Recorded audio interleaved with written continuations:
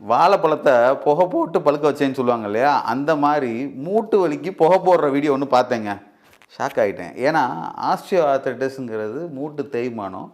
ஒரு பேஷண்ட்டோடைய வீடியோவ பார்க்குறேன். கால் நல்லா வில்லு மாரி வளைஞ்சிருக்கு. டெஃபினட்டா அதுக்கு எந்த ட்ரீட்மெண்ட்டும் ஒர்க் அவுட் ஆகாது. மூட்டு மாற்று அறுவை சிகிச்சை பண்ண வேண்டிய ஸ்டேஜ் தட் இஸ் கிரேட் 4 போயிடுச்சுன்னா, யாராலயும் சரி பண்ண முடியாது. முழங்கால ஸ்ட்ரெய்டன் பண்ணணும்னா, கண்டிப்பா டோட்டல் நீ ரீப்ளேஸ்மென்ட் தான் பண்ணணும்.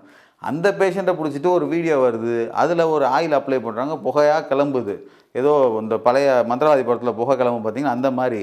அந்த புகைய கிளம்பினோனே பார்த்தீங்கன்னா, அதில ஒரு வியாபாரம். Smoke oil. இந்த ஸ்மோக் ஆயில போடுங்க சரியாதுன்னு சொல்லிட்டு. ரொம்ப எம்பாரஸ்டா இருக்கு. மக்கள இவ்வளோ தூரமா புதுசு புதுசா ஏமாத்துவாங்கன்னு சொல்லிட்டு. முழங்கால் வலிய ஆரம்பத்திலேயே கண்டுபிடிச்சிங்கன்னா, ஆஸ்டியோபதிக் அப்ரோச்சஸ்ல நெறைய ட்ரீட்மெண்ட் இருக்கு. மூட்டு தேய்மானத்த பிரிவென்ட் பண்ணணும். That is prevention is better than cure. சரியா? அதனால ரொம்ப தேஞ்சு போச்சுன்னா கண்டிப்பா ஆப்ரேஷன்லாம் போய் முடியும். ஆப்ரேஷனுக்கு முன்னாடி stage that is grade 2 and 3லாம் வந்தீங்கன்னா, அது அளவுக்கு போகாம கண்டிப்பா தடுக்க முடியும். ஆனா அத விட்டுப்புட்டு இப்படி ஒரு ஆயில்லயும் அத பூசி அப்படின்னு 2 புகை விட்டவுனே, எத சொன்னா பொருந்தணும்னு தெரியல.